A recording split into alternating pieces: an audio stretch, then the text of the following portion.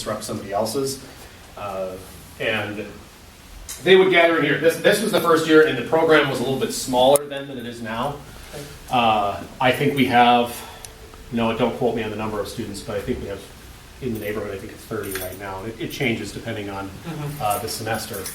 But one of the problems that we had with this is if the teacher wasn't, with this particular model, if the teacher wasn't present all the time, students would kind of waffle with how regularly they would log in. Right. And unless you were giving it a lot of direct attention, what would happen is students would just talk to their friends, or they kind of were too self-paced and they weren't diligent enough to stay on top of their work. So we changed the program 2 years ago when I came on board, in that we have study halls regularly scheduled throughout our school day.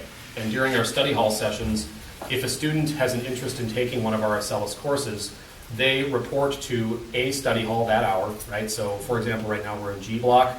We have 2 study halls during G block. We probably have 10 students right now that would be working on Acellus if we go to report to those classes, which I'll show you in a little bit. Right. There are a whole bunch of other students in those study halls that aren't taking Acellus, but we've kind of organically put them into those classes, which are natural work environments, where they're going to plug in with their headphones and they're going to use their computers from home, or if they don't have computers, we have laptops here that they can borrow, which I'll show you. And those are... And you don't operate this space anymore then? That space is just a student meeting space. Okay. The space over here is no longer used for that purpose, because the students that would have been meeting in there, right now they are in... Hi. It's all right. Right now they're either in our English room or our what is normally a band room, but is now a study hall because there's no class in there. So for students that don't have laptops, they have a couple of options.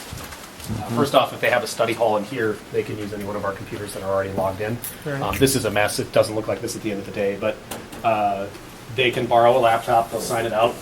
There's a sign-out sheet here, and we'll know, because all the computers have names, they'll know which computer they've taken. They take it to the study hall, and then it comes back at the end of the day. And you can tell that there's a lot of people that have Acellus right now because this is pretty empty.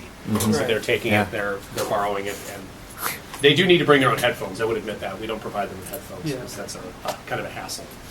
So I'll bring you to those study halls in just a second, because I think they're just getting started now. But yeah, what's that?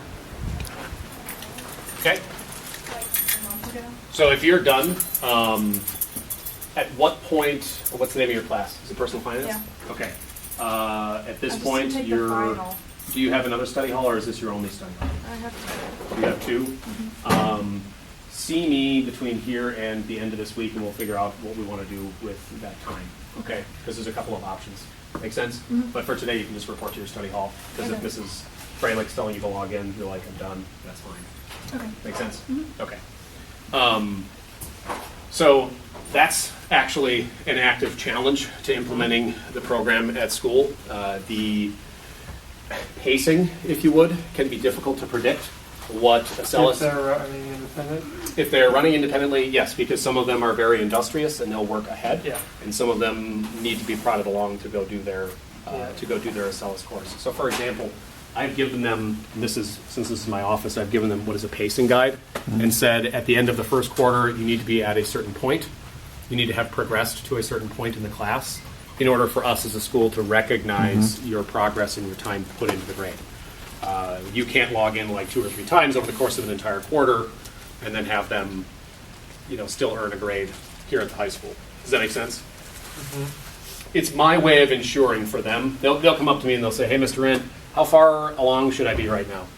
Well, and then the question is, well, what class are you in? So I try to give them guideposts to proceed at a certain pacing. So One of the things I wanted to make sure that we talked about is goals. yeah, Because you can integrate all that to where it does it for you. okay, Which is just a setting when you create the class. You just choose what date you want them to complete the course by, okay, and it'll automatically give them a daily and a weekly goal. fantastic. And I think that there's, from what I've noticed already, there's a number of things like that. Okay. But at some point, I'm going to give you my contact information. We're Please. going to talk about. Yeah. Icing on the cake would be to have you come to one of our Acellus camps. Okay. Because you're so close. We're right in Independence is our main campus. We have a secondary campus that's over by the airport, but I'm guessing like they're going to be doing one in December. That'd be. Well, I know one of our teachers came to your facility to shoot a Spanish class. Yeah, Emily. Yeah, I think Paula yeah. came to part of Acellus camp. I don't think she came all 3 days, but that's one that you